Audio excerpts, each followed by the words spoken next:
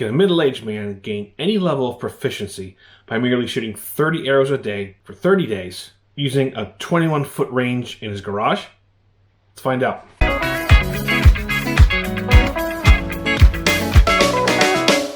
First things first, my goal here is not to prove that one method of learning is better than the other, but simply to see how much a new archer can improve by training on their own using limited resources. So next come the rules. So for 30 days, I will shoot 30 arrows minimum. I'll spend the first 3 days just getting used to the bow and shooting arrows and trying to hit the target consistently. After that, I'll keep track of my score with those 10 ring targets by shooting 3 sets of 10 arrows. One more thing I want to add on. I'm not going to give out any instruction because I really have none to give. I will tell you what worked and what didn't work and any sort of, inner dialogues I've had or inner discussions about different techniques. But I will share whatever resources I use. I'll put them down in the description. And I'm also setting a goal of only spending $300 on this whole project, which of course brings us to our next topic, which is the gear.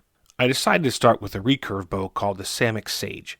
There are a lot of good reviews online about this bow, so I figured I was at least getting something that would last. Final price, $149.99. As for arrows, these Tiger Archery arrows seem to get good ratings for the price, and they come in at $36.99 for 12 arrows. Next was a quiver to keep the arrows organized. Now this is a takedown bow, which means it can be packed down for easier transport, or have the arms upgraded to a higher draw weight. Because of this, I bought a bowstringer for $9.99. I also picked up a 3-finger glove for $9.99, 10 ring targets for $13.99. Although the Samick Sage comes with an arrow rest, I bought a set of heavier duty metal arrow rests for $9.89. And lastly, I bought an archery target. I think this would be an excellent place to save some cash if you can make your own, but I paid $49.99 for the 18-inch version. So all told, I'm in for just under $306, with a lot of room to trim if you're resourceful. So with all that out of the way, let's get to shooting.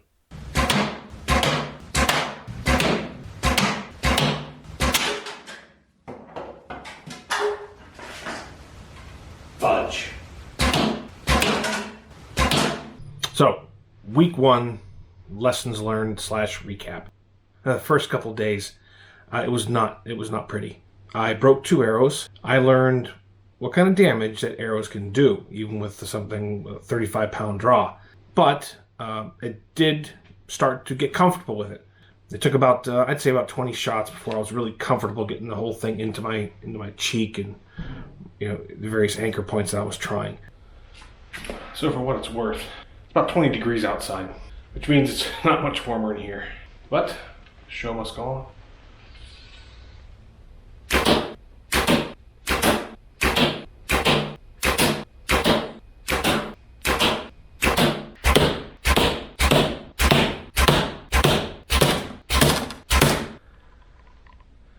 Well, it's getting tighter.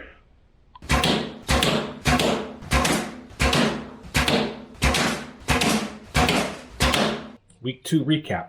And it's been a good week. Objectively speaking, the data is showing that I'm definitely scoring higher. And it's been a big jump recently.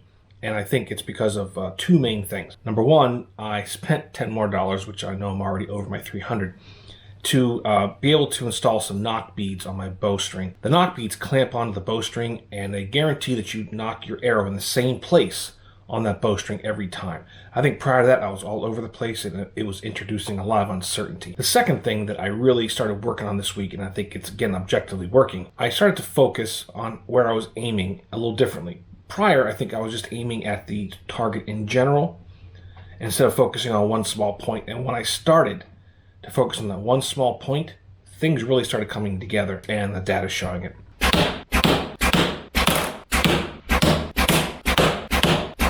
Day 18, I finally got all 10 arrows inside the red and the yellow circles.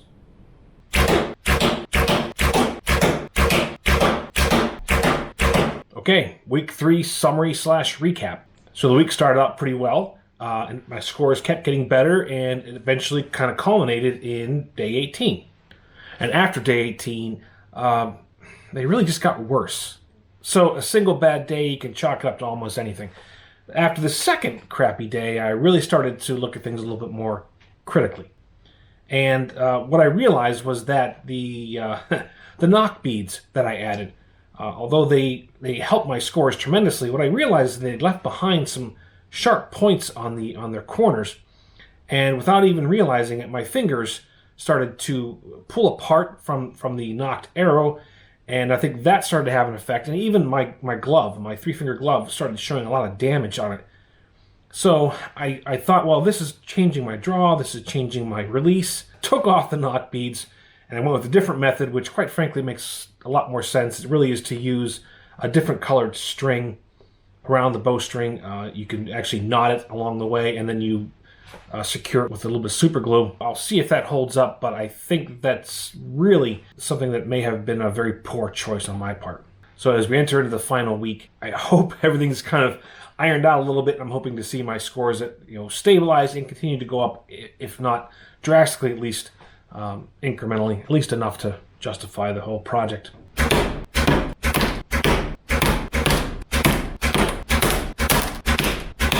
Well, it took a couple days, but after changing the nock beads, we're back on track. Well, I'm obviously doing something wrong here, but at least I'm doing it consistently wrong. Day 23, and there's still always one jerk. Day 25, we now have the 4-inch grouping, and 7 out of 10 are inside that 3-inch. We're getting there.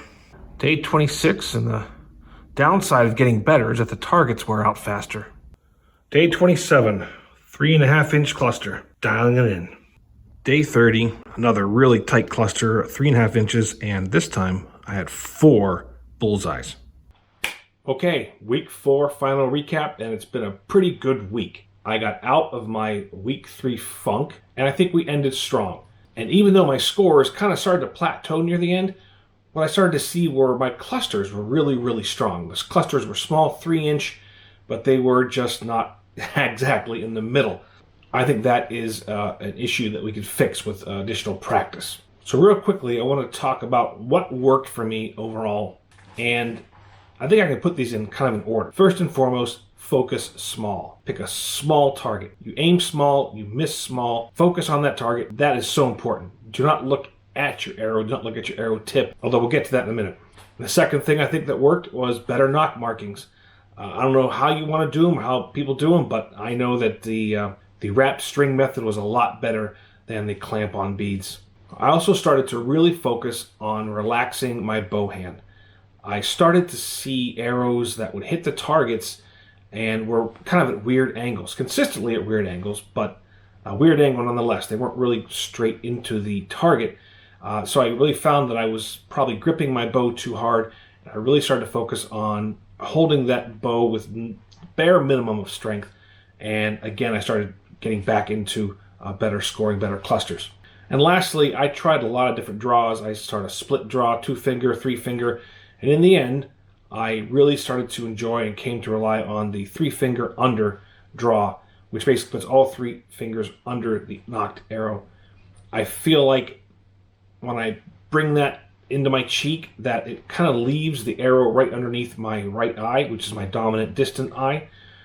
And although I don't focus on the arrow or the tip, it creates that sight picture. And if I'm focusing on the target and I have that sight picture, I can start to hit pretty consistent shots. So going back to the original question I asked, how much can a new archer improve in only 30 days with a limited range and limited resources? In my case, objectively 65%. And those scores don't even count the first 3 days, which I didn't track, and thank God, because quite frankly, it was really a mess. And I also think it's worth mentioning that in terms of scoring, although I said I was going to do 30 arrows a day minimum, in the end, it was probably closer to 50 a day, because I would maybe warm up with 5 shots, and then I would track 10 or 20 shots for scoring, and then I might try something different for 5 shots, or maybe 10 shots, and then go back and finish up the last 10. So although I might shoot for 50, I only tracked those 30.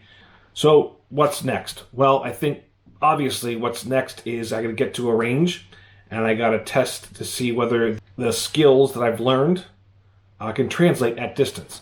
I really hope that they will. I think that they will. So I hope you all enjoyed it. Let me know if you've tried this and what worked for you, what didn't work for you. And hopefully I will follow up with another video about, well, how the skills translate at the range and outdoors, etc.